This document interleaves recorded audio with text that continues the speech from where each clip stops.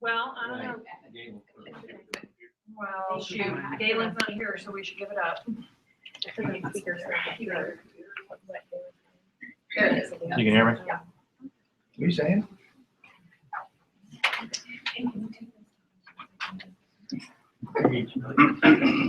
You want to go ahead and get started then? Yeah. Okay, cool. No, it's probably. Here's your phone. Okay, we're gonna go ahead and get started. Mr. Morgan is here from Dotloop. I know he was here last year. So. Was anybody at the training last year? Was anyone there last year? Yes. Okay. Awesome. Okay, well, we're gonna walk through some new features, a lot of the new stuff that's come out. He's gonna walk through all of that, and then we'll obviously end with some Q&A too, so. All right. Well, thanks for making it here on this beautiful day. Probably one of the last ones we're going to get, huh? Hopefully not. Not normally like this, is it? It's always like this, Karen. Yeah, I'm moving. Always great like this. So yeah, like Becca said, I'm going to go over, I was told to go over some of the new features. I'm just curious though, are there any like newer Dotloop users in here? Newer agents in here? You guys have all created a loop on Dotloop before? Okay. So then I will try to keep to the newer stuff. But in order to do that, we're going to, of course, have to create a loop together. So we're going to go through what may seem like some basic stuff, but it's all going to lead up to some of the more advanced features. And we've talked this morning already about some of the things that maybe you're doing not optimally. I'm not going to say wrong, because there's more than one way to do a lot of things. For example, there's more than one way to take a template and flatten it out as a PDF in order to use our PDF editing tool. And what I'm hearing is some of you are physically printing that document and then scanning it back in so that you can edit it. You don't have to do that. There's a feature called the copy to feature that allows you to just convert it to a PDF. And then you can go and lay all the extra fields that you love to lay on those PDFs. So, you know, those are some of the things, the tips and tricks that we'll be talking about today.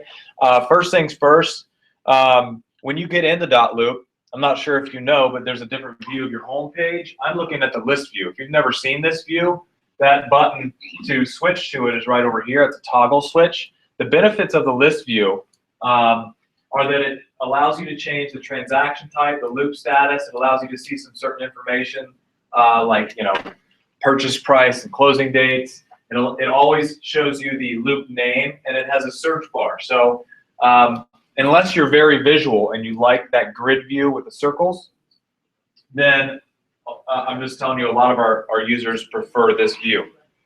Now, to create a loop on this view, it's going to be over here on the right, create loop. And the first, I guess, part of new training starts right here. It used to be that you would click the plus sign, you name the loop, and that's typically, well, your office told me they want you to name it with the property address. There are other offices I've been to where they start off with like the client name and then the property address. But based on the changes that we've made, it's best to just start typing in the property address, because we're going to tie into a couple different sources to help you autofill these documents. So as I type in the loop name, I'm just going to make something up here. 1009, okay? So this is pulling from information, just this 1009 that I started typing in. It's giving me suggestions in a drop-down. These suggestions are coming from existing Dotloop users who have made their listings searchable by other Dotloop users. So if you didn't know, you're going to learn today how when you put your listing loop together, you can also make that searchable so that other agents who use Dotloop can link their offers to your listing, so that you don't receive a bunch of extra loops when somebody makes an offer. You just receive an offer directly in your existing loop. So has anybody ever had 2 loops for the same deal? That's what we're gonna talk about. A big focus is gonna be eliminating that through some of the new stuff that we've done. So Charles Dahl could either be an existing Dotloop user who's made his listing searchable by following a set of steps that I'll give you, or this might be an MLS feed. Now, there is not currently a data feed from your local MLS, but Dotloop is working on tying into as many as we can. In other words, we're pursuing those partnerships, and you know, as long as they're willing to give us that information here, we should have it at some point in the future. Now, if you start typing in a property address and you don't find a match that has a listing agent, like these are being pulled in from Google suggestions. So these are still real property addresses. There's no reason why you shouldn't be able to find the one you're making an offer on. And the benefit of at least finding a Google match is that, and let's pretend we're making an offer in New York here, is that Dotloop will take this address that you've selected and it will then populate it through your documents. And you might already know that. The other thing that you can do from here is you can select a loop template. This is nothing new. Your office can create loop templates, and if you're not doing it today, this is something that the office is going to be spending more time on in December when things slow down. And that's putting together everything from a set of documents to a certain set of people to a certain set of task lists, so that when you choose that certain loop type, whether it be buying, listing, rental, short sale, and you click create loop, you already have documents in there. You don't have to say add from templates and then go choose your packets. I'm just going to move forward with kind of a blank loop. I'm not going to choose a template, but if you haven't been using those, wait to hear more from your office in probably Q1 of next year, I would guess, or January is when you'll probably have all this lined up. So this is a loop based on what you told me before. You guys have all seen this before. When I trained you the first time, or for those of you who weren't in here for the first training, you'll remember that I told you to go to the details tab first and start adding people and assigning their roles, and then start filling in the property address information and the purchase price and the closing dates. Because the details section, and I'm not going to click on there just yet, but if I were to click there, it would open up a new page that would give me all these sections of the loop that I could fill in. And that would help me autofill my documents. So what we've done is we've changed it so that you can just go straight down to your document section, add your templates, open them up, and go. Because what we do when you open up your templates now is we give you a pop-up that presents to you the same fields that are in that detail section. And even more specifically, it only presents the fields that are going to help you populate that set of documents that you pulled open. So let's do that. Let's go down and say add from templates. And when you click add from templates, if you are a newer user and you've never added templates before, you might wonder why your template section is empty. It's because you're not actually in a folder that has documents. You need to go over here to the left and choose the proper packet. So I have a listing packet, but we're going to put an offer together. So let's do a sales packet, sales packet 125, and then I'm just going to say select all. Or if there's something you don't need, select it all and then deselect the ones you don't need, and say add documents. So these will now be added to that folder. And you can do one of two things. You can checkbox the folder at the folder level, which selects everything, and you can use your group actions up here to say open, or you can just click on one document at a time. Or, for example, if I just wanted to open up the abstract receipt and the sales worksheet and say open, I could just open those two. As a newer agent, so I got licensed in January in Ohio. As a newer agent, it makes me feel better to open up one at a time, fill it out, save it, close it, come back to the next one. I know it's faster. I know how to use Dotloop. I know I can open all these at once, but it just makes me feel better as a less experienced agent, licensed agent, to just fill out one document at a time and focus on it. It's your call. But it's worth noting or worth mentioning, if you haven't used these before, these group actions at the top, people ask me all the time, how do you, if I wanted to download all these documents or print all these documents, what's the fastest way to do that? Well, checkbox the folder, come up here and say download or print. Don't go over here and say print and then go to the next one and say print. That'll take 10 times as long, however many documents are in there. All right, so don't forget about your group actions. Copy to, archive, fax, download, print, and open. I'm just going to open up one or two for now. Let's do the purchase agreement. Addenda, well, purchase agreement. What else do you want me to open up? Anybody? Anything? You don't care. Buyer's appointed agency agreement. Dual agency. Dual agency. Okay. And then we'll say open. So here's the difference. You've always seen a pop-up with your templates that says, hey, would you like to assign signatures based on role? And you know, if you did what I told you earlier, you would have already had these roles assigned, but you can just wait and do it here. I would go in and assign the first buyer spot to Sam Smith and add his email if I want to use e-signatures. Now, if all I want to do is populate Sam's name into the buyer text fields, then I don't have to have his email. But if I'm going to share things with him, collaborate online, I do need to have that email. All right, so there's Sam Smith. If Sam has a wife, you do the same thing, add person. If you know the seller's names and you want the seller's names to populate, but you obviously likely don't have the seller's email addresses, then just put their name in there. And then we have buying agent, that's me. And my name today is Agent Training. That's the name of this profile. And then the listing agent, okay, we'll say add person, and the listing agent will be Tammy Team. You're a dual agent. You put yourself as both right there. No.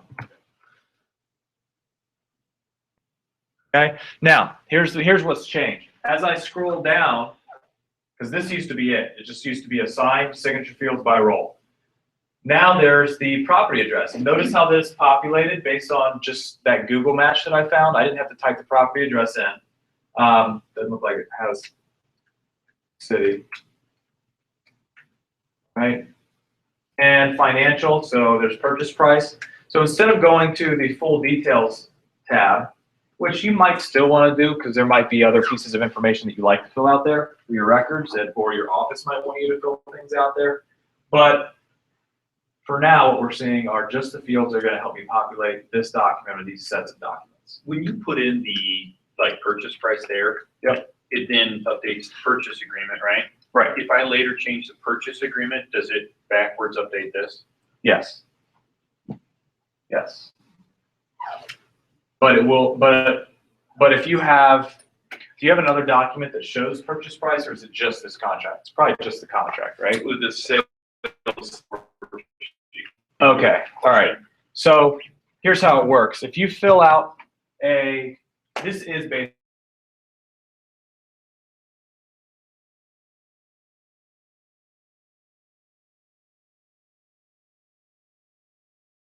on 100,000 on your purchase price here. That's going to populate into this document. As soon as you save this document, okay, it locks that information in. Okay, it copies it to your Oops detail section. And so that if you then open the sales worksheet, it populates to 100 with 100,000.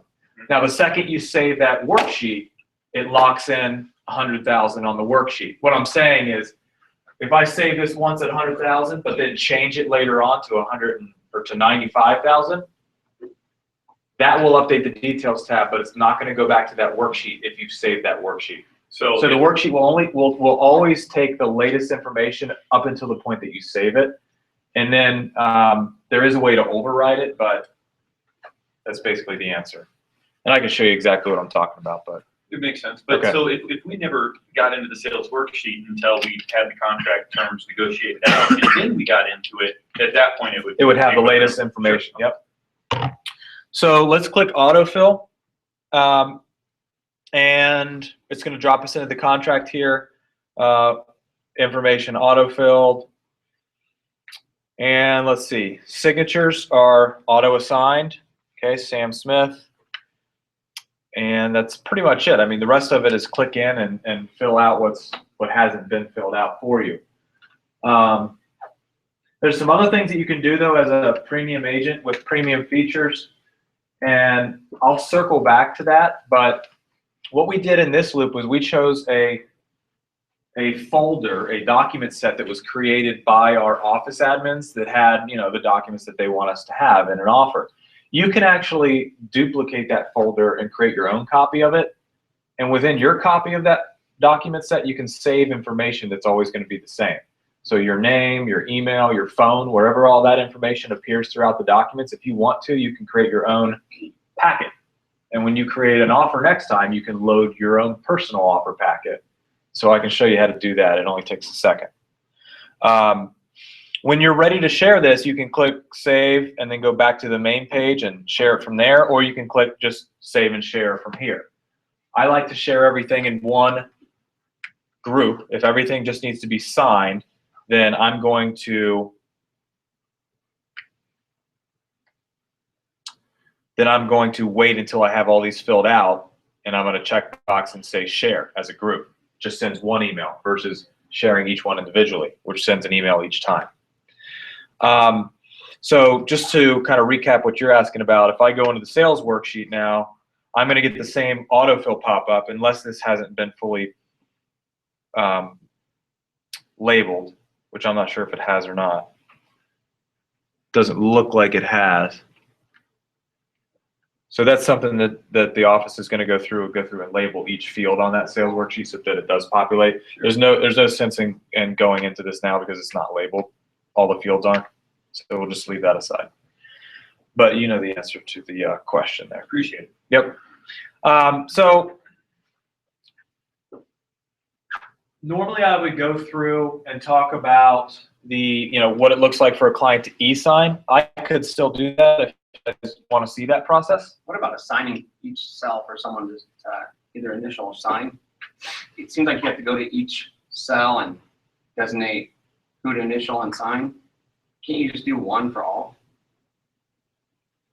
Well, that's what we did here. So this field is assigned to Sam Smith. Is that what you're talking about? Like right there, it says buyer. You have to go back to and go mark no one for each one of those, don't you? No, because these fields are grouped. Sam Smith, I realize, is already marked throughout the entire contract Yep. for that person signed. But what about buyer too? I thought You have to go in there and put no one, don't you? Some of these haven't worked correctly in the past, and the way they group now is if there's two buyers, put one and two. But if there's or your office staff, if they create the template, or for us, if we create the template for your office, to group these fields in a way that even if you have one buyer, he can only sign in one, but not both. So But again, because you have that unassigned, because it just says buyer, in my brain it says that I have to put no one there. Otherwise, the system's going to think I left someone's name off the contract and not able to buy, or not able to sign. well, when this is downloaded or printed, it's not going to have buyer printed in there. So I don't have to go back and put no one. No. And if you used to, I know exactly what you're talking about. Do it every time. I do it every time. If it makes you feel better, you can, but. I still do it too. All right, so do we need to see the client signing experience? Experience. Yeah, I've never Like, seen it. if we get to the mediation one where they have an option, what's their experience there? I've always checked that for no one, so that there's no option to sign it at that point. You know what I'm talking about? For who? Page, what is that, page 3 on the purchase agreement? What's that? Mediation? But it doesn't change their experience, it just doesn't prompt them to sign it. Right. If you hit no one. Right, but what if I want to leave?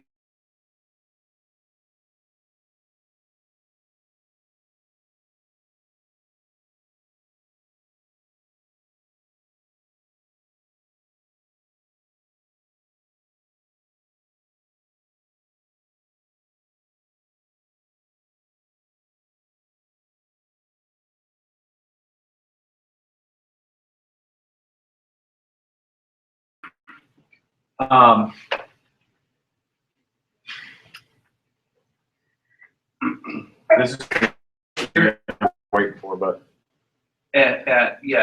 Number 14. okay. You can, that's mediation.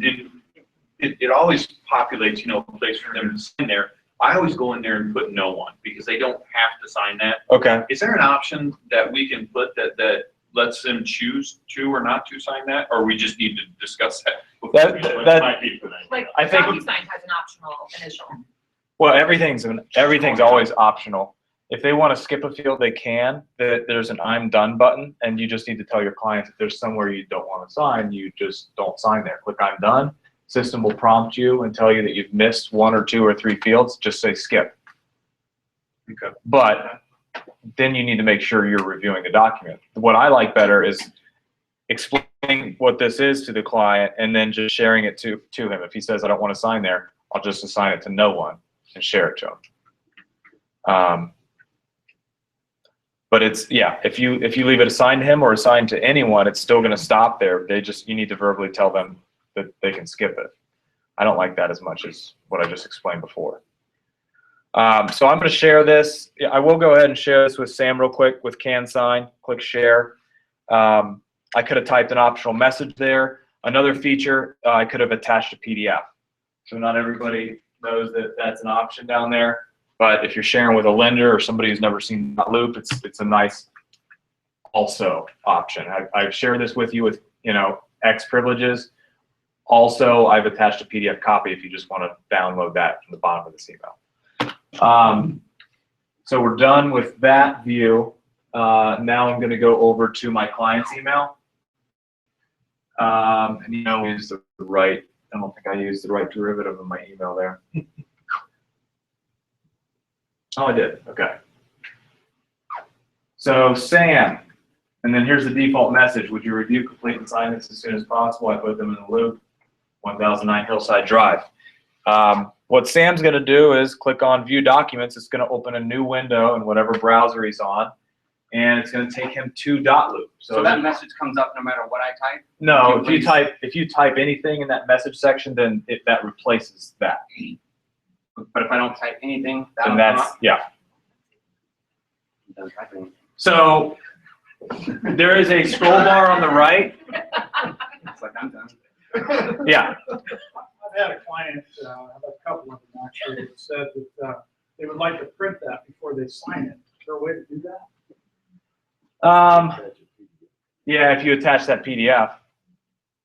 But other than that, no. They'd have to, yeah, there's not. Unless you attach that PDF. Unless they already have an account created. So if they've already signed something, or they've already used Dotloop before with another agent or something, if they log in directly to their account, they would be dropped into a home page just like yours, where you have. So there is a way, he just has to log into his account, he can't click off of the email that I sent. Well, he can, but where's the option to add PDF on here? I've seen it in mobile. I've never seen it in desktop. It's when you click share. Yep. And it's right down here. Show options. Attach PDF. Okay, thank you. All right, and just I didn't start the training out by kind of telling you that I was going to move back and forth between different people's Dotloop accounts. So just so you know, anytime you see me do that, that means I'm going to a different browser and I'm going to be a different person in the transaction. So this is me and the client signing. This is the agent view. Okay, everybody on the same page? Yeah. All right. I have many clients that start out with one personality and end up with another. I now know how you feel. Yeah. So there's a scroll bar. Your client can scroll and review the document. And if it's their first time looking at this, you guys know you need to walk them through it anyway. No, it's true. So I tell them, hey, you can scroll. If they got a wheel on their mouse, they can use the wheel, or if they have a trackpad that has like a 2-finger scroll, they can do that, or they can just go over and scroll. They don't have to click Start Signing to be able to move through the document. What the Start Signing button does is move them from signature to signature. So obviously, if the first thing they do is click on this, they're not going to be able to read that. Okay? Yeah. They don't know that though. And they can still They're scroll always back gonna- up though, can't they? That's why I get on the phone with my client and I say, all right, I just sent you the link, or I come up with a time for us to get together over the phone, and I say, go to your email. Do you see the link? Click on it. Click View Documents. Do you see the Start Signing button? Yes. Okay. Well, look over on the right, and you should see a scroll bar. And then I walk them through the contract, and then once they're ready to start signing, I'll tell them to click that Start Signing, and it will take them to the top, to the first spot. Or you could tell them to click on that, or just to click in the highlighted field. doesn't matter. When they click in that first highlighted field or when they click start signing, it's going to take them to that first field, and it's going to give them this pop-up that asks them to confirm their e-sign name and initials. And another thing that a lot of folks don't know is that they can change what their e-signature looks like here. So I could add my middle initial. I could be Sam Smith II.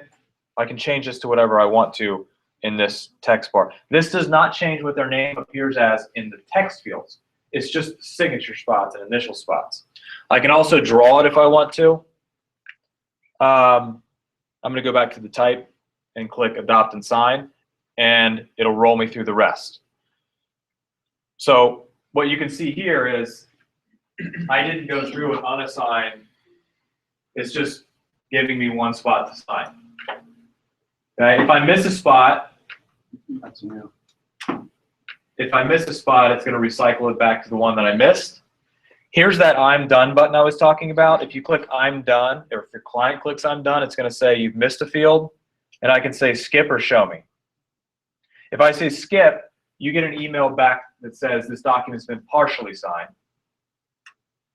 If I say show me and I sign it, then your notification will say sign. So they do need to click confirm signing, and then they're done. Nothing else needs to happen, but we're going to ask them if they want to create a password. The benefit of creating a password is that they can log in anytime to get and have an online copy of this for the next 7 years. And I also explained to my clients that, hey, we're going to be using this for the next 30 or 60 days to constantly reinitial things. So I recommend you just create a password. It doesn't cost you anything. So let's sign in. And this is somebody with an existing account. So we get in here, and this is what a loop looks like from the client view.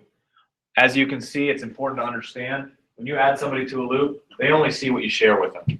So you may have this vision in your head of a loop as just this big circle, or maybe you have it as a square. I don't know. You may think a loop is just this big sphere where you add people to the cloud to it, and they just see everything that's in it. That's not how it is. Okay, let's think of a loop as just a big circle, but the people that you add have their own circles. Okay, so you create this offer loop. It's this big circle. Everything's private to you until you share it with somebody, and then that person gets their own view of the loop, and that stuff that they add to the loop is private to them. So to see if you guys understood what I just said, answer this question. Here I am in the agent view, or in the client view. Can I, as a client who created a password, can I upload documents into here and add people into this people section? Yeah, you can. They can. I don't expect that your clients are going to do that, but they can. All right. And are you going to see that stuff that they upload? No, not unless they share it to you. So you can add as many people you want to a loop. They're not going to see anything until you share it. And then they can add anything that they want into their own private view. So that's how the loop works. And I'll use this image. I'll come back to this image when we talk about linking your offers to other people's listings. Clear Right. question. Yeah. When you do the client loop or whatever, you send it to a person and say, oh, I need to add my wife to the purchase screen. Can he automatically go to his wife, send it to her, and then have her sign it too? No, you have to, as the agent, As well. you as the agent have to assign the signatures and add the person's email and share it to them. Right. Yeah. So all they're doing is sharing their information with someone else. And the client. Say that last part again. Basically, you said they can share with anybody they want. They could, Choose to. but you gave them can sign privilege, and that treats them like a client. It means I'm going to send this to you, and after you sign it, it boomerangs right back to me. I'm the agent. I created this document. So unless If they add know, somebody. because they didn't get can edit in private privileges on that document, they couldn't share it to they couldn't assign the signature fields to other people and share it that way. You're treating them as a client to make it easy for them to just sign and come back to you. There's another privilege called can edit in private that you should be giving to each other as agents that allows that other person to assign the fields to their sellers and share it that way. So we'll kind of recap that once we share it, an offer to a listing agent, if we have time to do that. So we're back on the agent side now, and we see that the document's signed. All right, we only shared the one, but you can see it's signed. It would be red, and it would say partially signed in red if they skipped a field. To share this with the other agent or to share multiple docs, you just checkbox it, do the same thing, click share, and checkbox the next person in line here. And Tammy Team is the listing agent. We would give her edit in private and click share, and that's what allows her to make changes and add her sellers and assign the seller fields and then share it on to them. Okay, so I'm not gonna do that. We can come back to that if we have time, but I'm gonna leave this loop where it's at, because what we just did was we talked about the new autofill and how you can find active listings or searchable listings by other Dotloop users. And as a last resort, you can find a Google match, and that helps you fill out your contracts.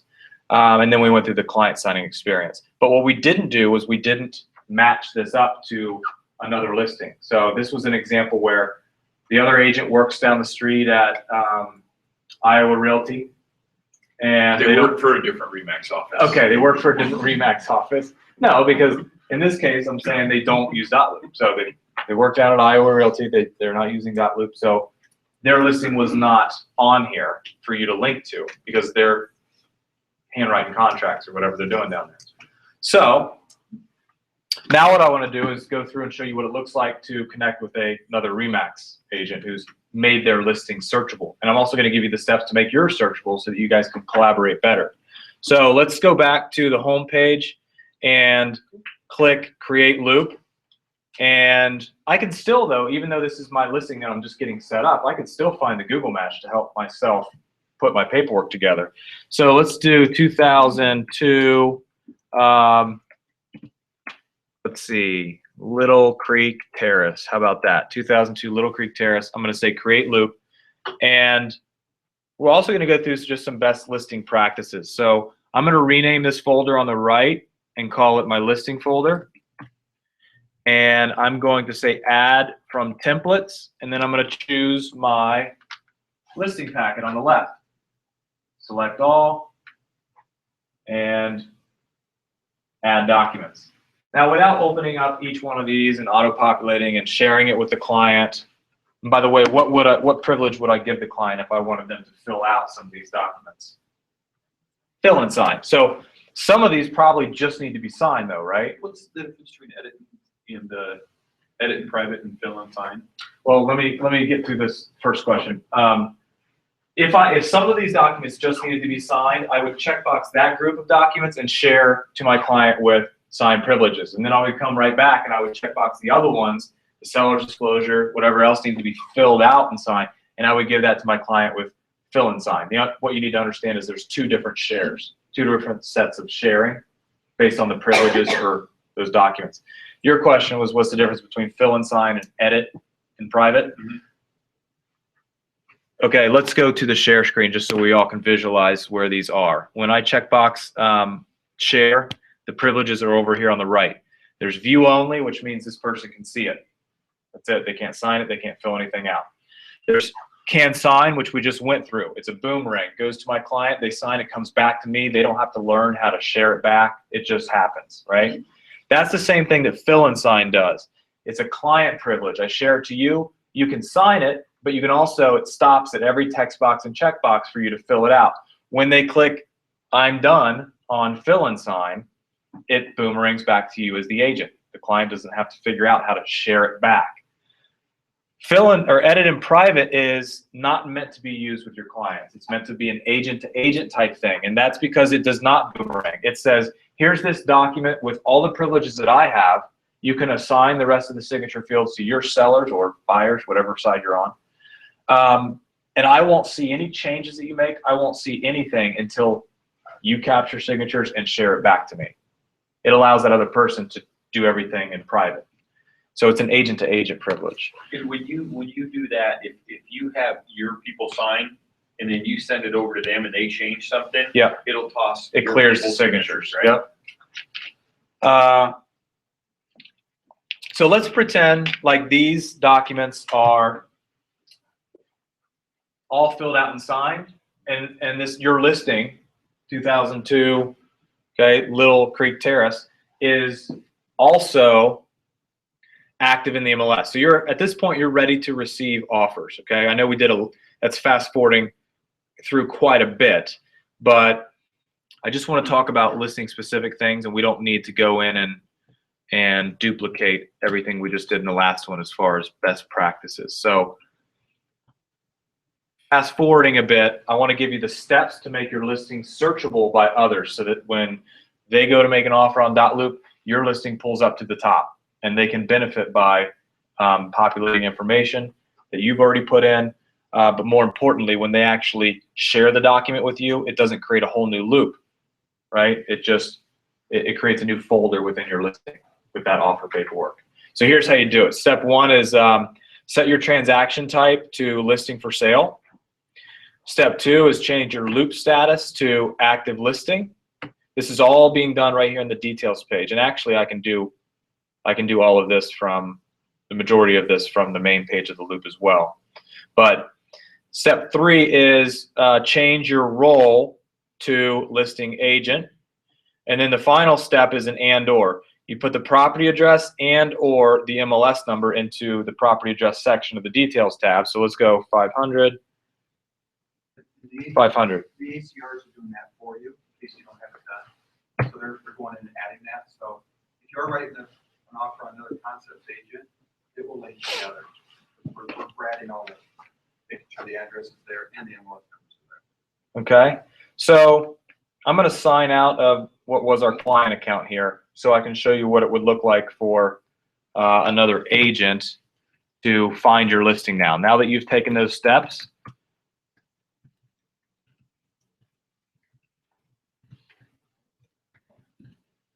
oh no. That's a long password. Yeah, it's super secure.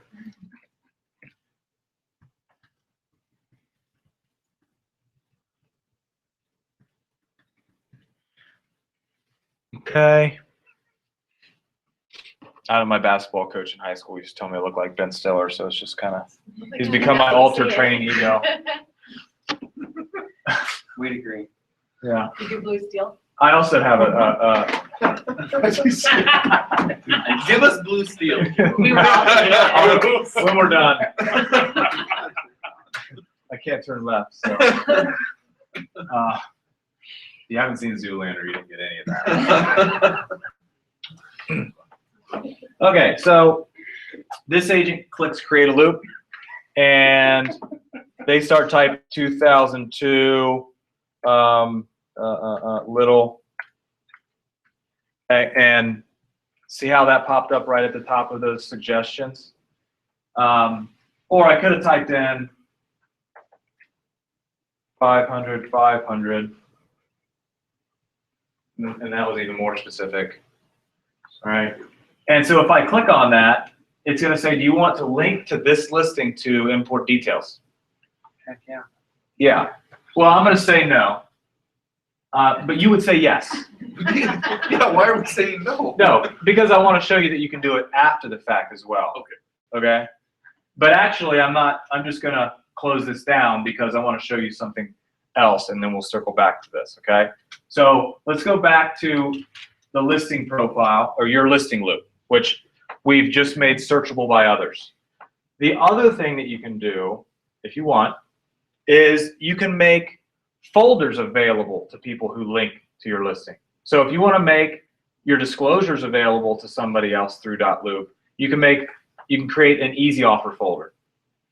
And this is how it works. So first of all, this takes place at the folder level. So I wouldn't want to make my entire listing folder available to whoever linked to this loop, because then they'd see my commission split and other sensitive documents. So what I want to do is I want to create another folder and make copies of my disclosures into that folder that we're going to make available. So step one is to say, add a folder, and then I'm just going to call this my easy offer folder. You guys name it whatever you want. Folder of disclosures, if that's what you want to call it. And then we will go down to our listing folder here, and I'm going to grab the property condition disclosure and maybe like the lead-based paint and whatever else makes sense. Use my group actions. Remember we talked about these 10 minutes ago. Group actions, copy to. Copy as a Dotloop document. That means copy as a template. So it's still signed. It still has all the information typed into it. It's an exact copy of what you have right now. Signatures will clear if a change is made. Will it, This second option, copy as a flat PDF, that's what I was talking about at the very beginning when I said those of you who are printing documents and scanning them back in so that you can drop signatures and strike throughs and all the fields, you don't have to print and do that. If you copy something as a flat PDF, it converts it from a template to a PDF. if they change something in my new easy offer folder on, say, a seller's disclosure on accident, will it then change my original seller's disclosure in my listing folder? No, because when somebody links to your listing, it makes a copy of your folder. Okay. It's like doing the copy to every time somebody links. You just copy a new copy to their view of your loop. Okay. You'll see it here in a second. So I'm going to keep this as a template, and I'm going to say copy to a loop, and then I'm going to select my loop. If you got more than 5 loops here, you're best off typing in a keyword in your search bar to find the loop you're looking for. Copy it into the easy offer folder and click copy. Now you have an exact copy of those disclosures up here, and you're ready to make this folder available to anybody that links to your listing or to anybody that you send a special link directly to. So now what we're going to do is go click this Setup Easy Offer. By the way, you won't see this button until you have listing for sale and active listing over here. All right. So those things have to be done to even use this feature. But you click Setup Easy Offer folder and choose the folder. So without reading this verbatim, it says choose the folder you want to make available to others, right? Easy Offer folder. And then it generates this link down here. And you can copy that link right now and click Save if you want. If you want to send somebody this link directly through email, or if you want to paste this link somewhere, anybody that gets access to that link will be taken to a Dotloop page that displays this folder of this loop. And if they sign in or create an account, they'll receive a private copy of those disclosures. So we're gonna do this. We're gonna do this, but for now, let's just click Save. And then right here it says accessible via easy offer. See that? So that means that, for one, it means anybody that links themselves to my listing, which we're going to do right now, will get a private copy of that. So I click, so now we're back on Ben Stiller's side. Normally I would walk to the other side of the room to let you know I was a different agent now, but I'm trying to keep myself by the mic for the people who are watching remotely. So click Create Loop. And let's do it again. Same thing we did before. I'm going to type in 2002. And there's the match. Oh, that's not the match. I need more information. I'm just going to go back to the property address. Okay. 2002 Little Creek Terrace. I choose that. I say yes. I want to link to this listing. As long as it's the right agent and property address and brokerage and stuff. I click Create Loop. And what you're going to see is we have documents in here already. That's the easy offer folder that listing agent made available. So when I link myself, I've got the disclosures in there, and they're templates, so they have signatures for my buyers already on them, right? The other thing that the listing agent could have done, the listing agent could have put a blank contract to purchase in here for you too. Follow me? So that whatever agent I send this to, okay, and they click on that link, they could also have a blank contract to purchase. And you could have typed whatever you want into that blank contract to purchase beforehand as well. Now, if you created a did link right from the beginning, he could have done it after the fact in the details section, down here in the property address section. this says you are linked to a listing. If I wasn't, it would say search by property address or MLS. And it would have been the same as me typing in the property address or MLS at the very beginning. It would have given me drop downs here as suggestions, but I'm already linked. I can't link to another one, okay? So what does it look like for Ben to actually make an offer now? Well, if there was a contract in here, he could have opened it up, filled it out, had it signed, and shared it back to me. He's probably just going to say add document if you didn't make one available. If he has templates, he'll grab it from his template. So if it's somebody internally here in the same office, they're going to have the same folders that you have. So they'll just go up here and say add from templates, and they'll grab, you know, their offer packet. This guy doesn't have templates. This account doesn't. So I'm just going to grab a PDF from my computer. Offer bundle, contract, open, right?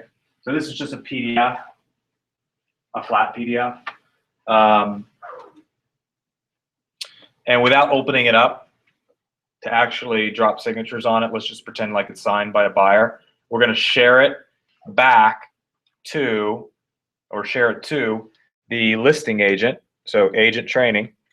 I'm going to give that agent edit in private, and I'm going to click share.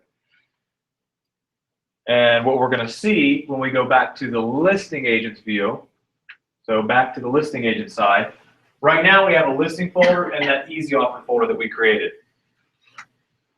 Anytime somebody shares a document back to you from from when they link it, or from the easy offer link, it's going to create just a new folder. So see how it says easy offer folder, and then it puts the agent's name at the end of that, showing you who it came from.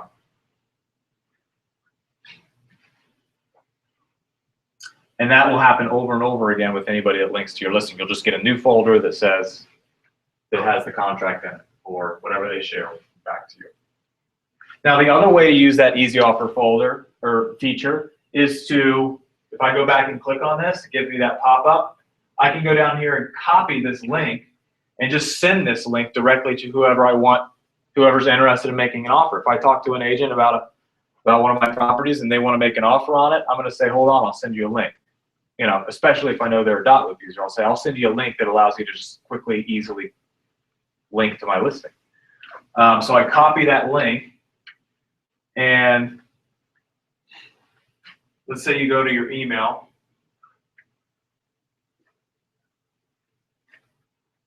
Let's see.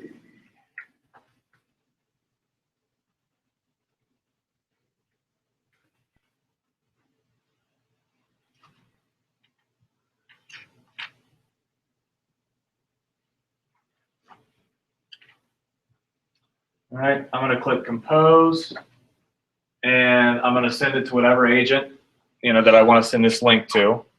So I'm actually just going to send it to myself here. And then the subject would be whatever you want it to be. You know, here's a quick link to make an offer on my property. Disclosures can be found through this link. And then you're going to paste it. But does everybody know how to create a hyperlink in your email? Well, I'm not going to assume that you do. So there is a link there. If you use Gmail, right down at the bottom, there's a little, it looks like a chain link, 3 of them, okay? And just hover over it, and it'll say insert link. You click on that, you get a pop-up, and it says, what URL should this link go to? That's what that is. What we copied, that easy offer link, it's a URL. It's an open, you know, web page. So when we paste that into here, you guys all know how to right-click and paste. I am going to assume that you know how to do that. Okay. Then you can click OK, and that makes that an interactive link. That's what I mean by hyperlink. Because if you were just to go into this email and just paste it, okay, the agent who's on the receiving end of that, there's a good chance I'm not going to know what to do with it. If you say click the link below, they should probably be able to figure that out. So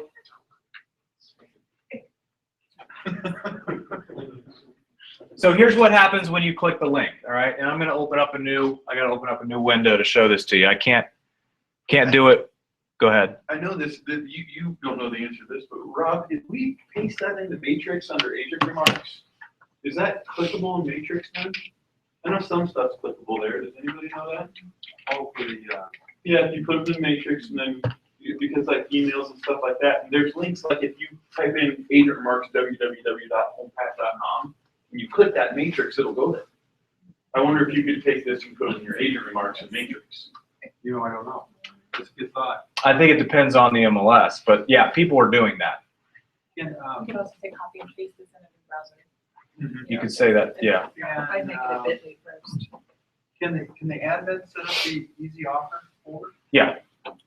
Because, yeah, really, that makes it, I mean, right off the bat, it makes it easier writing offers with Concepts Agent, because now you don't have to go to the MLS, click download the seller disclosure database paint, and upload it to figure it out. You just link right up, and it's right there. Yeah, so imagine that I just went to the MLS and that link, and the listing agent did, or the admin pasted that link in the agent remarks. You would just click on the agent remarks and it would take you, it would beep at you.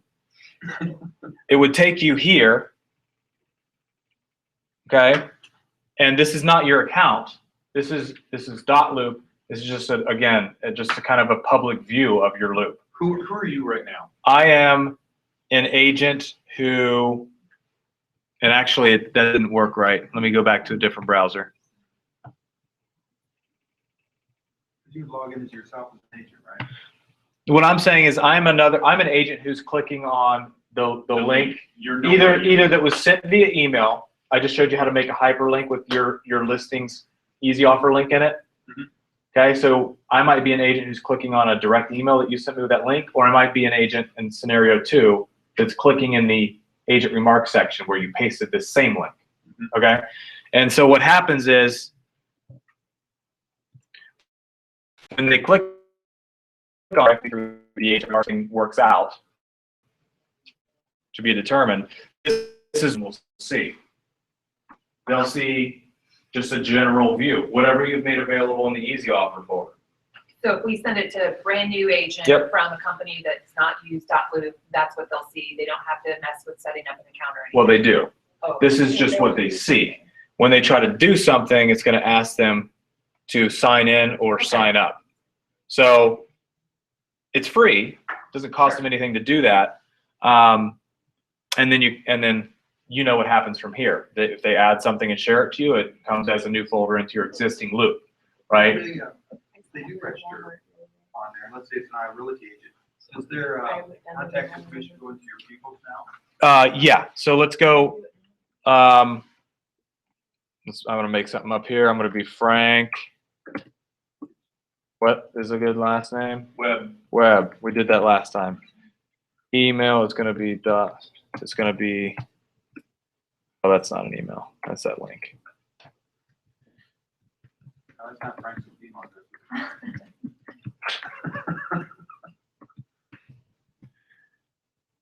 All right, and password and his role. Sign up. So now this person is in their account, and they have a copy of your easy offer folder. So your question was, what do you see on your end when somebody joins? So back on the listing agent side, we just have Ben. Ben's the only one that shared something with us, but I believe you can find who's Frank Webb joined the loop. So it's in your activity log. And you can also see it in your charts, your dashboard chart section up here. You can see how many loop views or loop joins you've had via the easy offer link. And then you can click on that to see what 2 loops have had a successful join via the easy offer. And it's in your people's now? Your people contact? I don't think so. I don't think so either until he shares something. No. And Frank can see my client's information in emails, No, right? nope, because, well, same loop rules apply. He doesn't see all the other offers in that loop because that wasn't shared with him. And as far as the people, he may see your client's name in the people section, but he doesn't get to connect with them. We don't share the email because it's not his contact. Yeah. Question, so when you share that easy offer URL, Yep. with someone, is there a way to also attach those as a PDF to that same email like you would if you were sending? No, because Okay. you're drafting that email just completely outside of Dotloop. Unless you downloaded them from Dotloop and then uploaded them as attachment. There's not a way through Dotloop to do that. So some frequently asked questions about that feature. That wasn't it.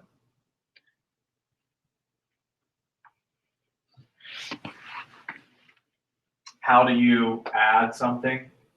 Pretty simple, just say add document. If you wanted to add from templates a blank contract so that whoever clicks on that link can start typing up a contract directly through there, editable, then simply by adding it to that accessible folder, the next person that clicks on that link will have access to it.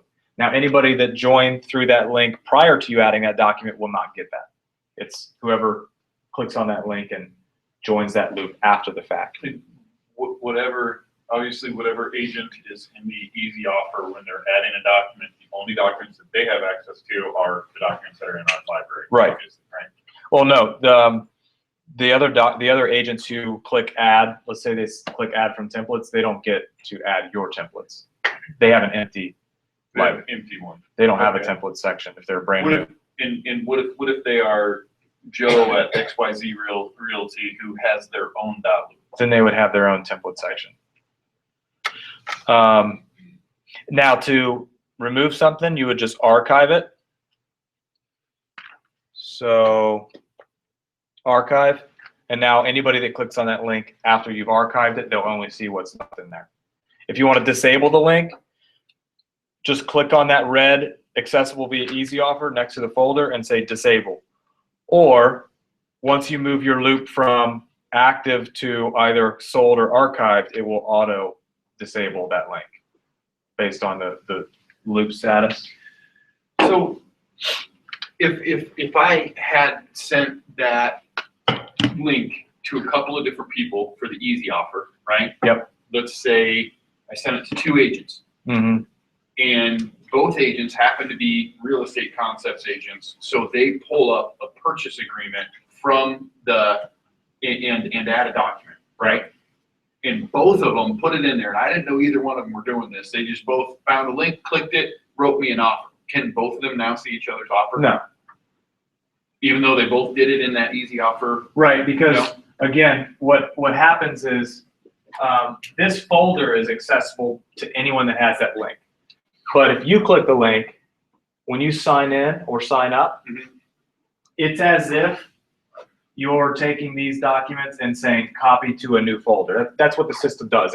It copies those, makes a whole new copy in your view of the loop. And then when you go click my easy offer link, it makes you a copy. So these never change. These are always just the same copy. Okay? And so when you go in and add a contract, even if you add it to your copy of the easy offer folder, Yep. when you share it back to me, it comes in as easy offer from, what was your name again? Adam. Yeah. When she shares it back, it would come in as easy offer Angie, whatever. Fantastic. Yeah. Thank you.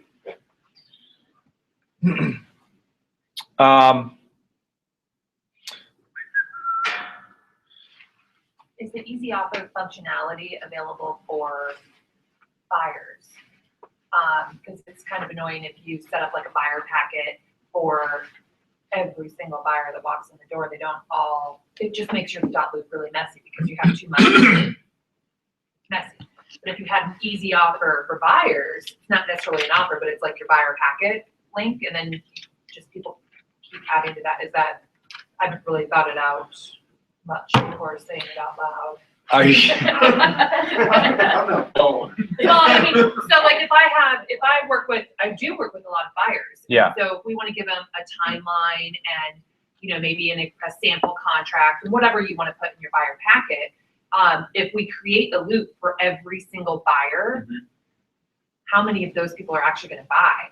like maybe 10%. Mhm. So then we just have all these loops that are doing nothing. So you want to create a buyer's loop that has all sorts of buyer's information in it that you can share with different people. No, just make it easy offers, so send them the link.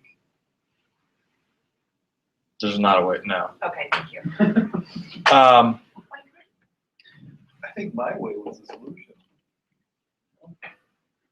So if she's Like- she's made a loop yep, and she put all her documents in there that she wants to be in a packet for her buyers.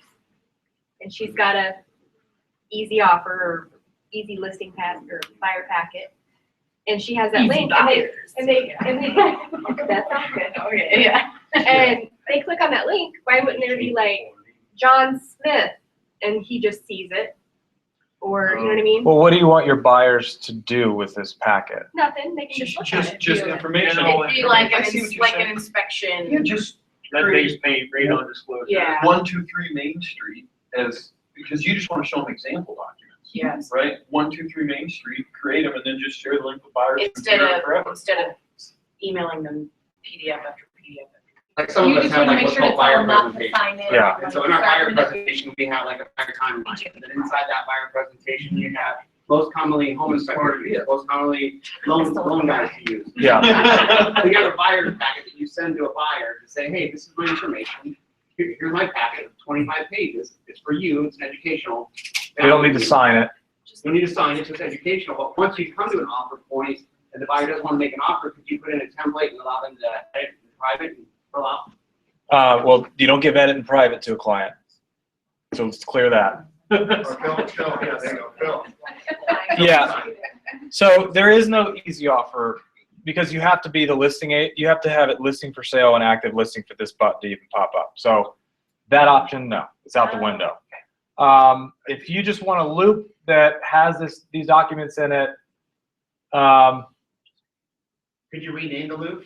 yeah, but I don't like to create a loop that I add a whole bunch of the same people to, because there's no way to turn that loop into just a private loop for that person. I always create a loop for each buyer. So if it's simply just an informational pamphlet that you're sharing with them, and you're not sure if they're going to turn into or actually make an offer, then I don't know why you wouldn't just add that as an attachment to an email. That's what I would do. You just said your idea was stupid. No, I Sometimes didn't. that happens. No, I didn't. So let's go back up to our global template section. And if you guys, well, let me disable this. I don't want anybody thinking this is a real listing. So I'm going to move this to archive, and that will disable that link, that accessible via easy offer. And now it also will not be searchable, right? Because one of the parameters for being searchable is that this is active. It'll also work if it's under contract. So if you do have an offer come in and you're under contract and you move it to under contract, people can still find and link to your listing when it's under contract. They can still make that backup offer and link to your listing. Let's go to the global template section though, and just kind of back up. At the beginning, I talked about the ability to create your own document sets, and I just don't think premium agents are taking advantage of this enough. On the left, so again, we're in our global templates. On the left, there's a document section, and if we just go back to that sales pack that we used the first time, if I were to click this drop down to the right, I don't even have to recreate. You could create any folder you want on the right. You could say new folder and name it, call it my buying packet, create that folder, and then add whatever documents you want to it. But much easier to just start with what your office is prepared for. You click the drop down to the right of that sales packet and say duplicate. What that's going to do is it's going to create a copy of the sales packet towards the top here. You can rename that if you want and call it my copy, or just call it my offer bundle or whatever. Now when you click on that to open it, okay, that is the same packet, but now you'll see that your name's next to that copy of the document. Whenever you see your name next to the copy in your global templates, it means you can open it and save default information into it. So if I go into this purchase agreement and find whatever fields are always the same, so buyer and seller is always going to be different. Purchase price is going to be different. Okay, but if you mostly work with an investor who's a cash buyer, maybe you select cash just by default, because It'll be one less thing to check off when you load your template to a new loop. But if it is different, you can still always toggle over to a different. So what is always the same? Anybody got a? I was just thinking The of purchase seller's agreement, disclosure on new not- construction. Okay, so that might be something that you go in and you check off a bunch of check boxes that are the same. And maybe you have a packet that's specific. Maybe you call your packet new, what did you say? New construction seller's packet. All right, and then you click save. And now next time you create a loop and say add from templates, you just choose your packet. And you can create as many packets as you want to be very specific towards different types of offers. New short sale, whatever. New rental packet if you do rentals. Okay,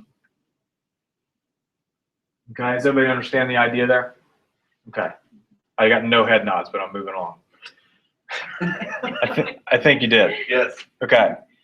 Other things you can do from the global template section is you can create a clause list. And this sometimes is a big hit in certain regions. Other times it's like, we wouldn't use it here. But a clause is something that you type often. And you can say new clause, and then you type in or copy and paste clauses that you find yourself typing often. Then when you start typing that clause in a loop in a document later, it'll auto-suggest it. You can click it, it'll just throw that clause in there. So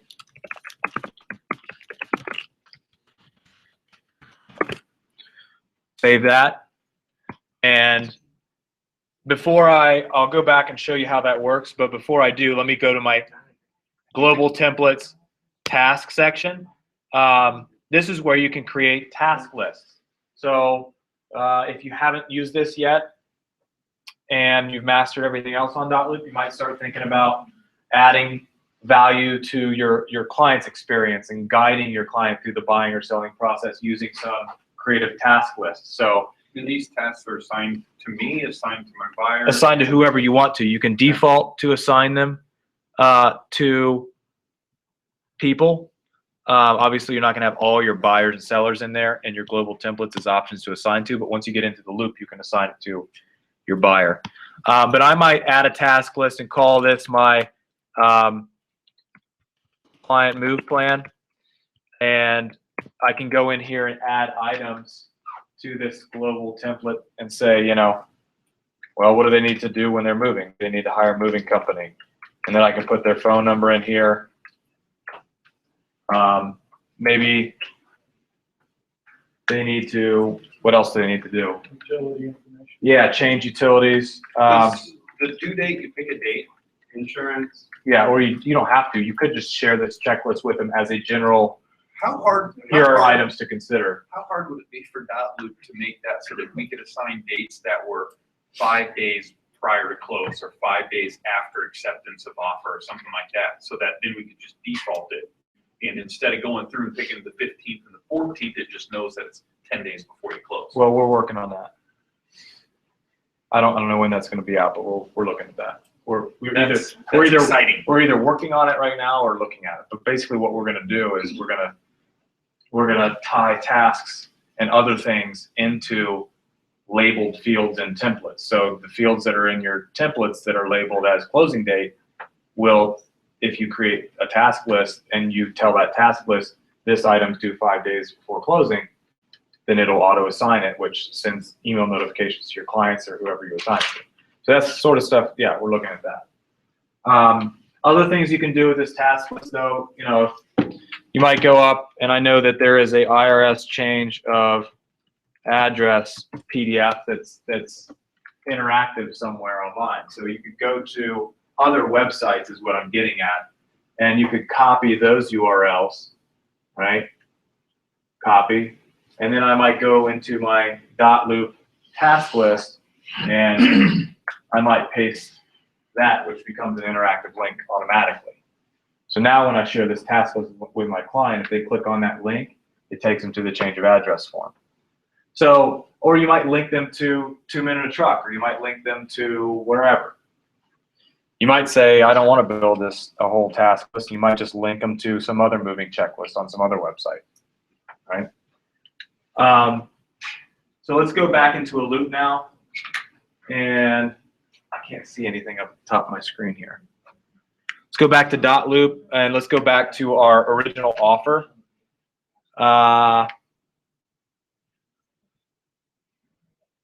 Down here in the task section, if you do create templates, now you can click on load template, choose your client move plan, click add, and you'll just reuse that same thing over and over again.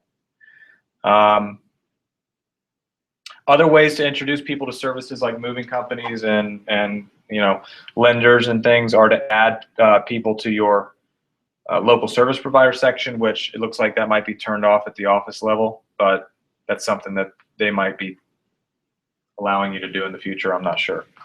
I won't talk about that anymore. What was it? The trusted service providers. I think that's the one. No, it's on. I don't know why that. I've been using it. Okay. Well, one of the recent things that has changed is that's now free. So any service providers that you want to invite to that service provider network through Dotloop, they don't have to be premium anymore to be featured in your loops. The clause manager, if I'm in a field and I start typing, this, like this is, right? Well, I got to be in a text field, not a name field here.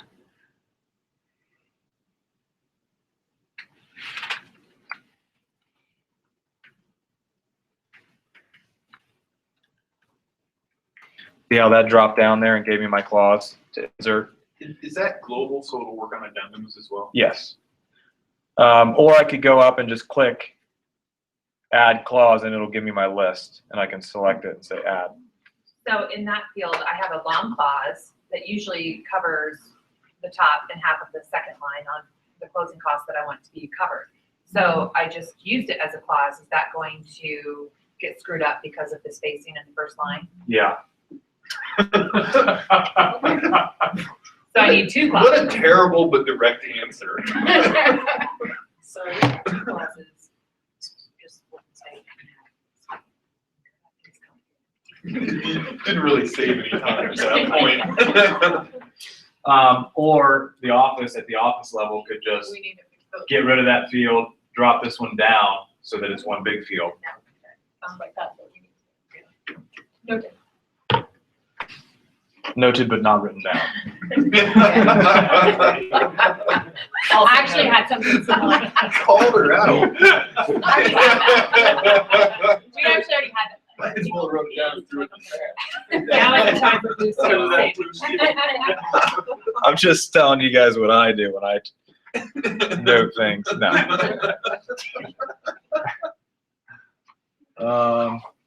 All right, back. So let's see.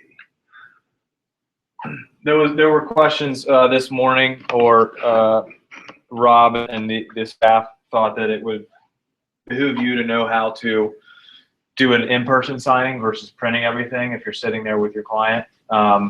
So let's go through that real quick. Let's say I've got the purchase agreement, and I think I just cleared signatures on this. Yeah, this was signed, but then I cleared the signature. So let's say we want to re-sign. This time our client's with us. We're in person. Could be a set of documents. Could just be one document. Rather than click share and then go through that same process, which would send an email to my client, they would have to go to their inbox, click it, and then go in and sign it. We could just go to other actions and click host in-person signing. Okay, and there's just a couple things you need to understand to use this right. If you're using a desktop, your personal computer or laptop, then when you click host in-person signing, it's going to ask you who you want to sign. Then you're going to click continue, and it's going to say get Hunter Morgan ready. So Hunter Morgan's my client, okay? And so then I'll give my device, or I'll turn my computer around, or I'll give my iPad, or whatever it is you're using to my client, and I'll tell them to click begin signing. They'll click begin signing, and here's what you need to kind of understand is that when they click this, it signs you out of your account, and it takes them directly into the signing experience. Now, if they're an existing user with a password, it'll ask them to sign in. If they're a brand new user, it will take them right to the start signing button. and they'll have to draw their signature in that case. But because this person, this client has signed before, it's going to say, all right, sign in. I'm not sure if I remember this guy's email or not. I think it's just at gmail.com.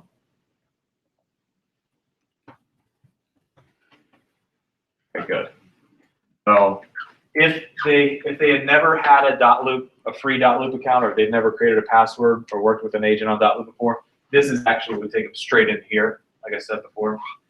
And it's basically the same thing that we went through before, except we bypass sending an email to their inbox.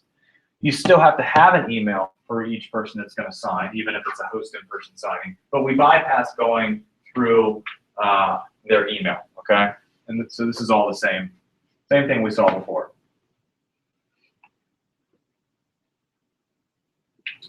And then, yeah, again, the main thing you need to know is that when they're done signing, so let's get through this document here, and they click confirm signing,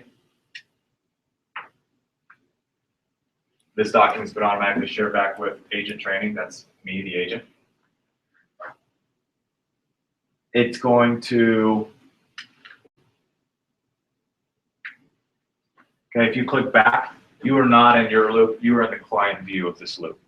So you would need to sign out. If you had 2 clients and you're going to do 2 host in-person signings, again, you would have to sign out, sign back into yours, and then do another host in-person signing.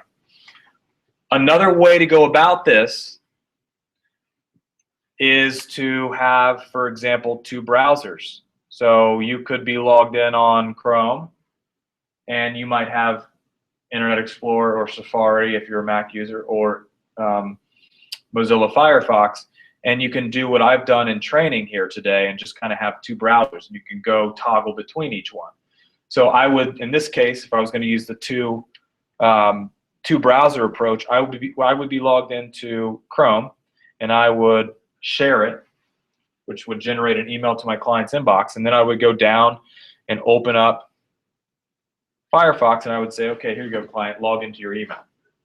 And the reason I'm using 2 browsers and so we're not using the host in-person signing here, we're just signing in person, but in a different way. And the reason I am using 2 browsers is because you can't be signed into Dotloop as 2 different people in the same browser. For example, I'm logged into Ben Stiller's account here. If I open up another tab and try to go to Dotloop, guess what? It's going to take me right into Ben's account. So you can't be logged into Dotloop as more than 1 person in the same browser. Now, another thing, if you don't want to have multiple browsers, then if you use Chrome, there's a button in the upper right-hand corner. You can't see it on my screen, but it's right up in the upper right-hand corner, and it allows you to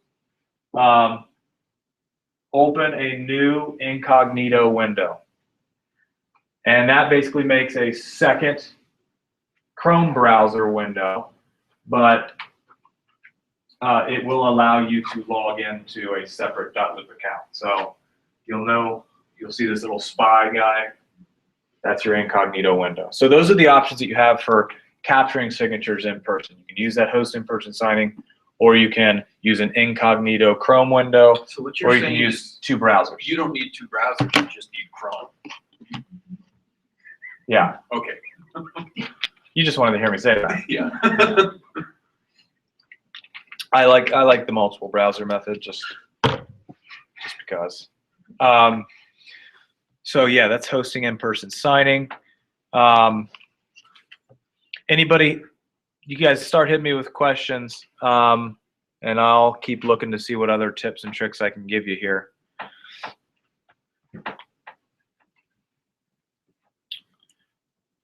Oh, I've got one that we talked about this morning. So let me log back into my agent account here, or actually I need to log back into the Remax training account. And that was what? Agent.training at Real Estate Concepts.net.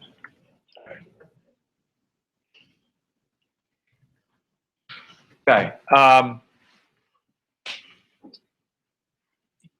To be effective and to help yourself solve your own what would appear to be dead ends on Dotloop, you need to understand a few things. One is that there's a difference between interactive templates and PDFs. So I told you before that there's a copy to feature. So there are a lot of cases that I've been in myself where the copy to feature kind of allows me to solve my own problems without calling support. For example, I'm making an offer. I add my buyer packet and I've got a purchase agreement and I open it up and I autofill all this information, but then I realize that there's only 2 buyer fields and I have 3 buyers, okay? Situation probably doesn't come around that often, but if you start thinking more critically and less by the book, what are the steps that Hunter gave me, right? If you start thinking about, oh, what tools do I have available that might help me solve this problem, then you're going to be much more effective. So this case, I would sit back and say, well, the templates only give me 2 buyer spots, but I know that if this was a PDF, I could drop as many initials as I wanted to. How do I get this to a PDF? Okay. One answer, but the worst answer, is print it and scan it. Okay. Second answer, better answer, but still not great, would be, oh, I could download it, which would convert it to a PDF. And then I could save it to my desktop and re-upload it to Dotloop. The best answer is don't take it outside of Dotloop at all. Just go over to the right side here and say copy to. Copy as a flat PDF to a loop, and then use your search bar if you have a lot of loops, and copy it. This is going to go to the top of your folder as an exact copy. All the information and signatures are preserved, but it's a PDF that will not clear those signatures now. So what I like to do is say copy. This is the one that I'm moving forward with, and then I'll archive the other one. Okay, so now watch. When I open up this flat PDF copy, all the information's still in there, but I can't click in the fields to change that. And this is no longer green, meaning it's no longer an interactive signature. It's a locked in. It's as if I printed it. It's locked in ink. I can't clear that signature. So this, another use case for flattening out a PDF would be, I don't want my client to have to re-sign every page. I just want them to re-sign, you know, for the price change that we just made right here. So I've seen people, you know, flatten out PDFs just so that they can go in and, you know, just make small changes and not have to re-sign everywhere. Tammy, just like that. I'm not sure if this is how you guys would actually do it. You might put it over here and put the initials out here, but you guys know how to do that stuff, right? So does anybody use this strike through, right? Everybody know how to drop text boxes and initials and assign them? All right. Anybody know the shortcuts? The keyboard? Can you make that text box longer though? Yeah, I can hover over the bottom right and just click and drag this out like that. Okay. Or there's a keyboard shortcut. If I click in this field and I want it to end over here, I can just hold shift on my keypad and then click with my mouse and it'll extend it to wherever my mouse cursor is. There was another, adding sets of initials. Yeah. You showed the multiples. You showed that earlier, and I like that. Yeah. So, well, let me just go over some of the basic keyboard shortcuts. So, if you already know how to edit PDFs and you're happy with your baseline editing capabilities, then none of this is need to know type stuff. This is just advanced. So, but I use these all the time. All right. Anytime I edit a PDF, these are second nature because I've learned a few of them and they really do help. So. You probably know that if you want to add multiple text boxes, you've got to click to drop, and then you got to go get another one. Well, you can prevent yourself from having to go back and forth by, first off, selecting your text, and then before you drop it, just hold shift. As long as you're holding shift, you can click with your mouse as many times as you want and drop as many text boxes as you want. So I'll click to drop here, here, you know, here, here, right? Same thing with initials. So the same thing goes with any field. If I wanted to drop multiple initials, I can hold shift and drop one here, drop one here. And what about the assigning it? Do you assign it at the same time? You can press escape and it'll stop following you around, or you can just take your finger off the shift key when you place your last one. To assign it, you still need to click in it and go up and assign it. So you still gotta individually assign each one. Yeah. What if you've assigned one and then you do the copy shortcut? Is that Well, let me. I'll check that when I get to that. What would be great. That shortcut. I'm gonna show you guys how to build Dotloop. That's all right. I get it every day. If we could have a set of initials, 1, 2, 3, or whoever it is, and then box those, copy those, and then just paste that set of 2 initials wherever we need them again. Yeah, I know. That would be fantastic. You don't care. I know. I know. We've already. He's noted it. I've noted that, but I really have, and I've set it up. File He it. has his license now, so he sees it from the agent perspective too, right? Yeah. But it really doesn't take me long to modify these because with these shortcuts. So here's a couple more. Well, newer agents, 1 contract a Yeah. month is probably not a big deal, right? Yeah. When you just do one every 2 months. Touche. All right. So I already showed you the extend the text. Click in the field and move your cursor over. Hold shift and click. If you want to move this field pixel by pixel, so if you're really OCD about your field placement, you want this to rest right down on that line. Click in it, hold shift, and use your arrows down, left, up, right. Okay. And then if you want to duplicate the exact same size of a field, so I use this. I had to strike out like 2 pages of stuff, 2 pages of contingencies on a deal, and my broker said, "Don't try to do it in Dotloop; it'll take you forever." And it would take me forever if I had to drop each one and hover over here, find that little arrow, which is tricky, drag it out to the right, go drop another one. But if you click to drop, shift click to extend it, and then shift alt arrow down, I can just strike through.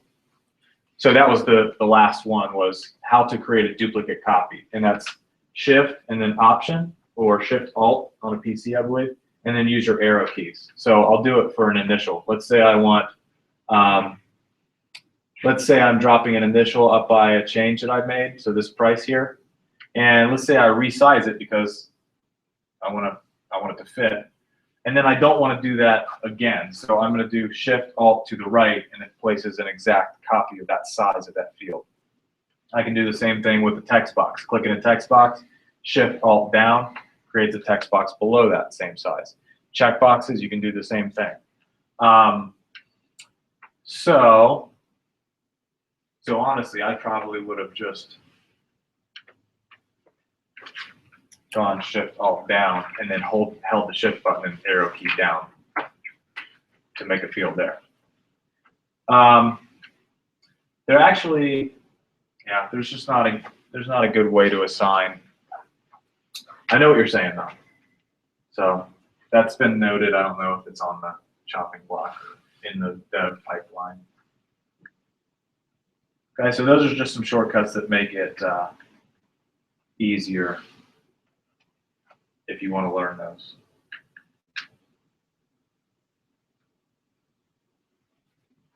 And you can start throwing them together like that. Let's see. You guys know that you can split and rotate documents, PDFs, as long as you haven't modified the PDF. So if you upload or scan in a 20-page contract addendum and some other documents sandwiched together, you can just go in here and say split PDF, and you can split it into its separate parts. But you can't do that after you've dropped signatures and stuff onto it.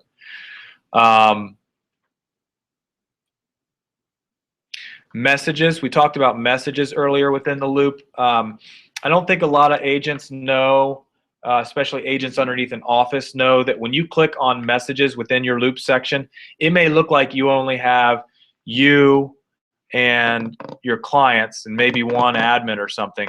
But if you click new message in the upper right-hand corner, you'll get a full list of all your admins. So if you want to send a message directly to one admin in your office, click new message and you'll be able to send a direct message to them. So my admin in my office, we do a lot of messaging back and forth through the loop. You can also, if you click new message, you'll see yourself. So agent training, that's me. If I want to make notes to myself here, press enter, that becomes my own sort of message notes section. So people ask me, is there a notes section within the loop for my own notes? No, but again, if you click new message, you have to do it. You don't have to do this every time, but click new message to see yourself. And then once you send yourself your first message or note, then anytime you click on the message center, you'll be there to continue to type notes to yourself.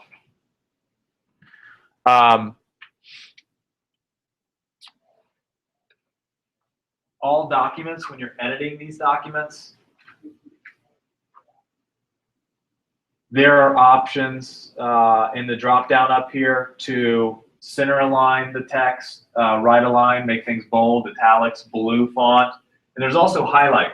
I like this on the last deal that I did because my seller, every time I would reshare a contract or an offer to him, he would want to go over the whole thing, and he was very worried that something was different and that he was signing something that, you know, he hadn't paid attention to. So I would highlight just the things that changed in green, and when I shared it with him, I said, this is the same contract you saw before. The only thing that's changed is the green fields.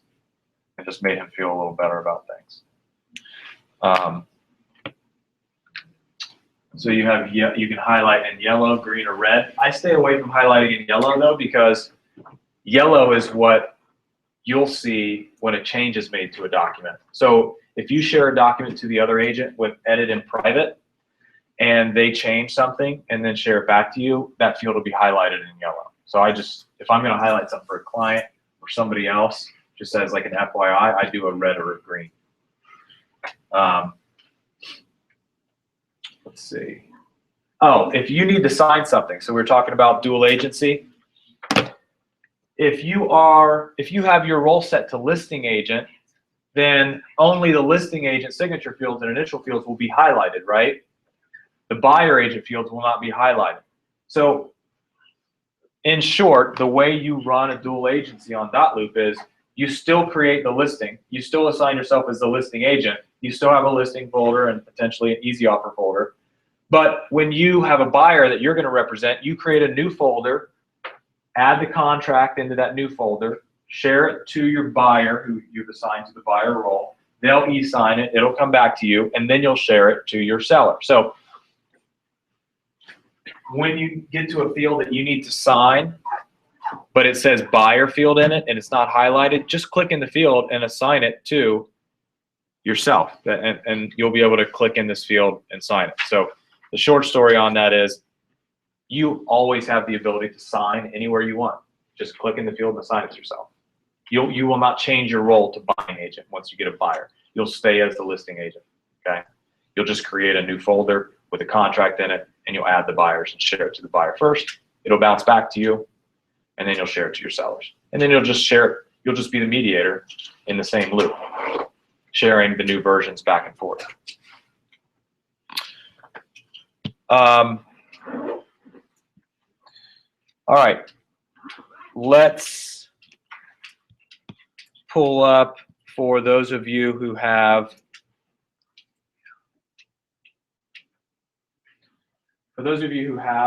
an Apple device, you can do this now. For those of you who have Android, we're going to have an Android app out sometime. I do not have an exact date on it. And actually, it's not going to let me mirror my phone here. So unfortunately, I don't think I'm going to be able to show this to you. I don't know. I don't know what might be interfering with it.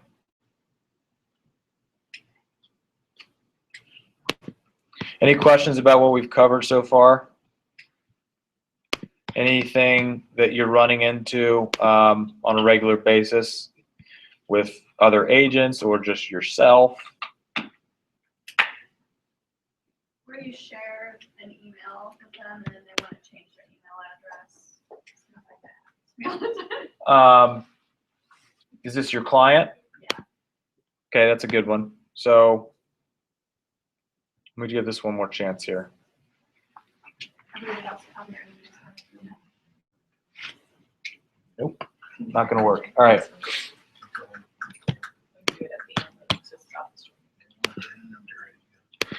All right, so the question is, you've shared it with a client and they want to change their email address? Yeah, like maybe you share it with them at work and they go, oh. Yeah, so that just gets kind of messy. I'm just going to be honest. Yeah. I like to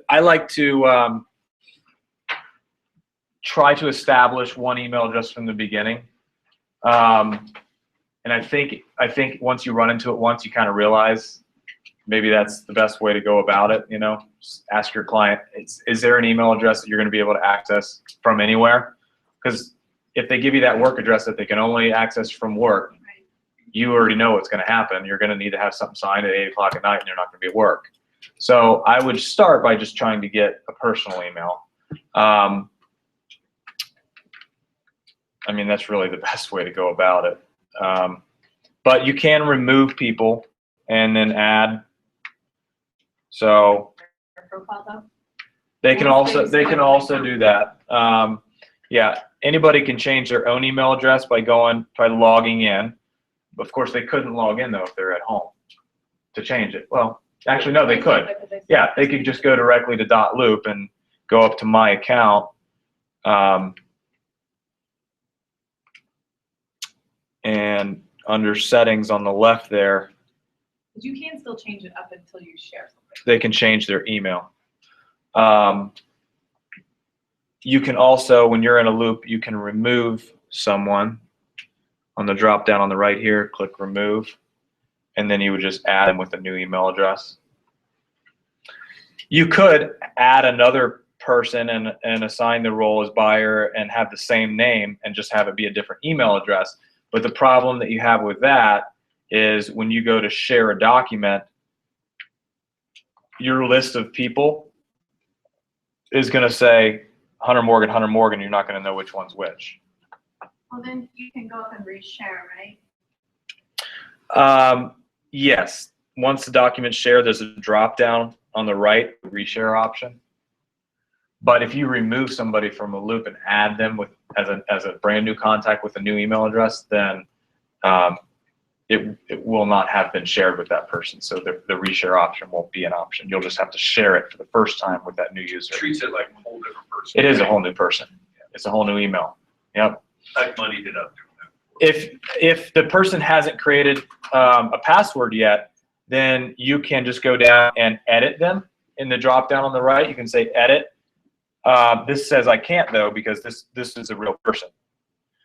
If this person had not created an email yet, then you could click the drop down and you could change your email address and then click reshare. If you just click in, if they've already signed up, put a password in and everything, and you just click on the email address over there, it doesn't just change their email. So Over here? Yeah. Yeah, not if they've created an account. Okay. So I actually got an email from one of our lead developer guys Friday, and he said, and it was addressing this question. He said, what if we just allowed agents to change their email address no matter what?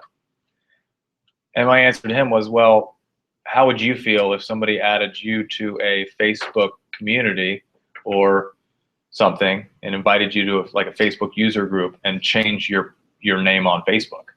Because I mean, that's in a way what you're doing on here. You know, I wouldn't want somebody being able to add me to a loop and changing my name on Dotloop. But he said, yeah, I mean, agents want the power. And I said, I know that. Well, I got a question that kind of runs in with that a little bit. I have a couple of different email addresses, and every now and then somebody invites me to a loop, but they'll send it to a different email address that I have. And then it just gums up the whole system, because then I'll go and I'll visit that loop and it'll try to take me in through adam@whateveremail.com. And then I'll go try to get back into Dotloop, and it'll be trying to log into that one, and I'll have to completely close out everything in Safari and restart it to get it to work. Is there a way to give yourself aliases so that if somebody sends adam@email2.com, that it knows that, hey, I actually have a Dotloop account and it's over here? You see what I'm saying? Yeah, there's not. But what I've done in the past, and this wasn't a real business case because, but you could equate it to that. I've had situations where on my different training email accounts, I've wanted a loop to appear on another one. Mhm. And what I've done is I've added that other person to my team, which makes a duplicate copy That on makes this sense. other profile. Mhm. And then I just forget about the other copy of So- that loop. I can add more people in my Dotloop, and I've seen that. And then I can just add myself and make myself a team member of myself. Yeah. Does everybody know what that does when you add a person to your team? Checkbox button. There's a new warning here that says, "Are you sure this can't be undone? You should only add people that are on your team." But what we mean by team is, if you're not on a team in your office, in real estate in general, if you work as a solo agent, then there's the only people that you might ever add to your team would be like a transaction coordinator who doesn't already have access to your loop. You would never add the agent on the other side of the transaction. You would never add your clients to your team, because what it does is it gives that person access to everything in your loop, right? It technically can be undone, right? Like, what if Heather It can- hired me and then fired me? It can't be we're looking into a way to kick somebody off your team, but right now, if somebody accepts your team invite, they get an email that says, "Do you want to join this loop?" So If they click accept, there's no, even if she fires me, I can always get back into this loop. You can't remove them from that section right there? This is a good Yeah, question. you can remove them from that section, but they still have the copy of what you had before you removed them. Now, if So I would have to log in and change your password, which is what I would do. All right. Should she log in and change my password if she didn't know my password? no, But if you were. It's probably Buzz 2012.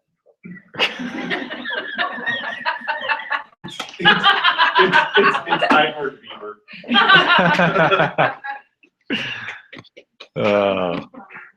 I would make that good do it. I could. okay.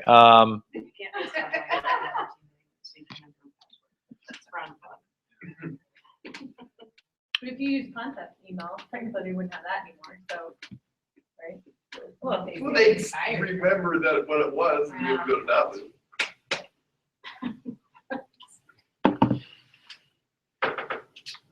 What else? Positive thinking, because you're not hired. Is there anything that we talked about this morning? Fire me, I mean, let's be honest. I think you've covered everything, and it's been a lot of very useful information, and I appreciate it. That normally is stretched out to like 3 hours and 15 minutes. Well, that's what I figured. So sometimes when I'll look at documents one at a time as well, and sometimes the names, like when you put the seller name in on the purchase agreement, it normally populates on most other documents, but there's one, and I can't remember right now which document it is, that it doesn't populate their name. Is that something, that's not a Dotloop thing, that's probably, That's a staff. okay. And we're working on all of the templates, because there are some that were created by Dotloop originally, and then there's some that we've updated and kind of created over the last year. And so there's like some. So mapping issues, send it back. Yes, absolutely. Put it in her note system. Oh, was that one earlier? Walk around with a trash can from now on. Got it. Does everybody know how to merge a loop when you first get an offer in? Oh yeah. And it creates two loops because they're not using it correctly and they didn't find your MLS, they didn't find your listing to link. Does everybody know how to merge a loop at that point? Let's do that. Okay. So here's this Newbridge Drive, which is, let's say it's one of our listings. well, it is listing for sale. It's under contract right now, but let's say a backup offer comes in from good old Ben.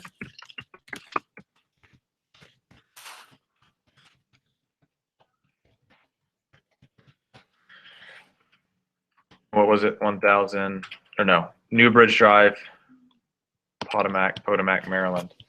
So he creates a loop. Maybe he just names it something like his client's name, Yolanda Smith.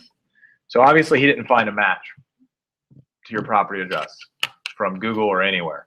So he gets in here and he just, maybe he scans in some contract. All right. And then he goes down here and he adds you to his people section.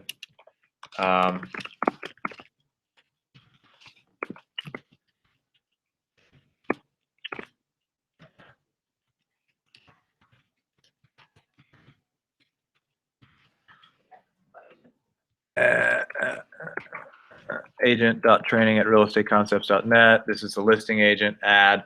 All right. So no linking is taking place here. So when the document is shared to you by this other agent, it's going to create a whole new loop because Dotloop doesn't know there's supposed to be, you know, the same loop with just a different view for each person. So they share that offer, and on your view of Dotloop, on your home page, you've got your Newbridge listing, and then you've got this new loop with a star. The star means that you haven't opened that before. It likely came from somebody else.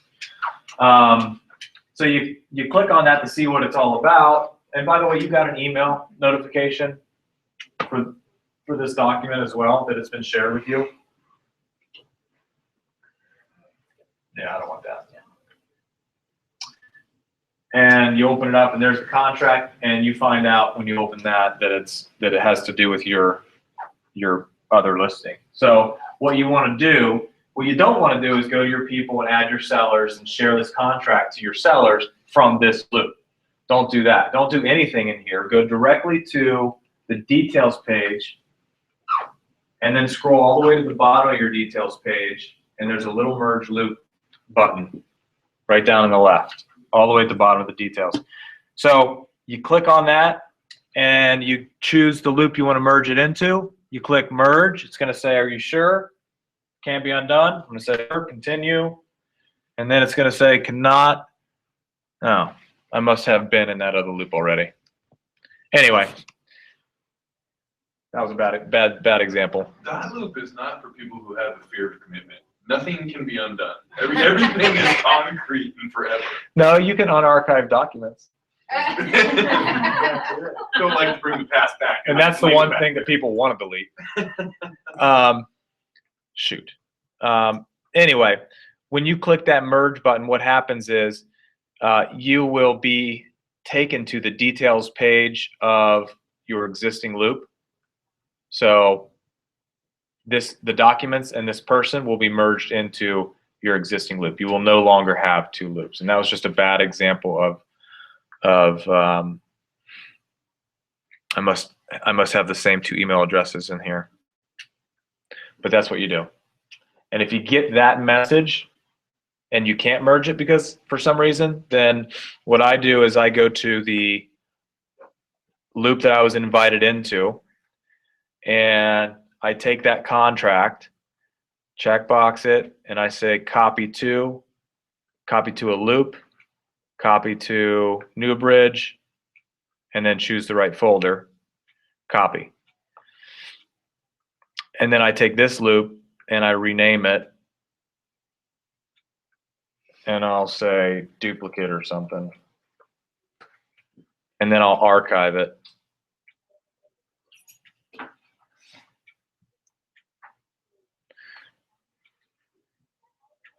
And that's the best practices for that. And if you're not sure about archiving, right? Archiving is based on your filters. So right here, this says filters are currently active. Update your filters. Well, if you can't find a loop, just go up to your filters and try checkboxing archived or sold, or if you can just say clear all, click filter, and that will guarantee that you see every loop that you've ever created. And then go in here and search for whatever you're looking for. Here we go. Okay, and so that's how filters work. You just checkbox what you want to see based off of the loop status. So if you only want to see your active and under contract listings, click filter. I don't have any. Or actually, no, I'm still searching for Yolanda. I have one under contract. Is there a way to take your loops, say you're, over time, you're going to build up a number of loops, take your buyers, I mean, after several years, you're going to have a number. Can you put them into a folder, all those buyer loops into a particular folder, like 2015, 2013, 2014? At some point in time, I mean, you're going to have enough loops in there that you're going to want to consolidate those loops, aren't you? Well, this is how I manage my homepage. I go to the list view. I update the transaction type in the loop status. Okay, so at some point everything's gonna either be sold or archived, right? Or I use archive if it's a listing that's been withdrawn or whatever. So if I wanted to, I could go up and say, you know, show me only my active stuff, or show me all my pre-listing, right? Only the stuff that I'm working on now, and everything else will just be hidden. Your question is, can you bundle a bunch of loops into larger type folders? And the quick answer is no. But if you were to add information to your loop name, so when you create a loop, when you find a match, you don't want to edit that. So as I start typing in a loop name, if I select a match here, you don't want to go up at this point and add stuff to this, because then the system won't know how to use this information to auto-populate documents. But after you create the loop, after the fact, if you want to go into the details section of that loop and then modify the loop name, you can, because this information's already been kind of accepted into your document. So now if I wanted to go up here and say, oh, well, this was 2015, and my buyer's name was Jacob, now on my homepage, or Joachim, now on my homepage, I can just search for 2015 and kind of get a. And actually, what we prefer you to do from the staff side is we can add tags. So instead of having the loop name, because we want all the loop names to be the property address, we can add a tag then next to it that will still be searchable for you. Right now, it's at an admin level to be able to add those tags. So, you know, if you're ever creating a loop and you're naming it the client name, because you want to be able to search that, which makes sense. You know, we want from a staff side, and you might notice anyone who does this, that they're going to change it to the property address. You might change it back to the client name. They're going to change it back. We can add a tag right next to it, and it will say, it will be the client name. We could add a tag with 2015. So that way they would be searchable. And that would just be something that you work with your ACR to just say, hey, can you add a tag with my client's name and the year?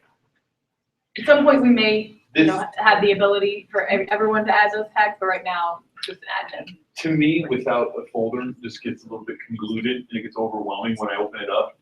And what I've done is I've started, as soon as I'm done, as soon as I'm at the closing table, I download the entire file, put it in the folder system, and I never have to look at it again.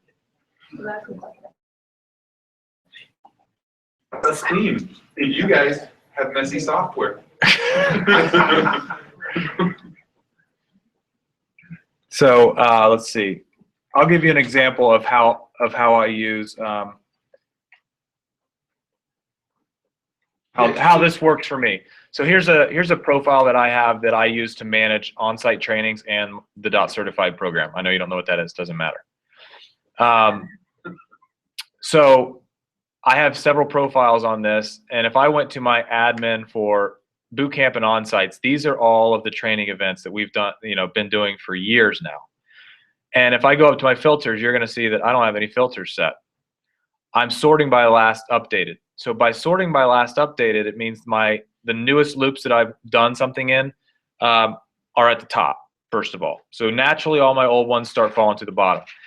I don't set any filters because I use my search bar. If I log into my training account, like for Remax Concepts, I did this last night. I logged in here and I can see that some of the other people on my training team have been in here doing planning on another training event. So if I wanted to find my training agreement for Remax Concepts, I wouldn't start scrolling through this list. I would go up here and I would type in a keyword, concept, with an N, and it would find Remax Concepts.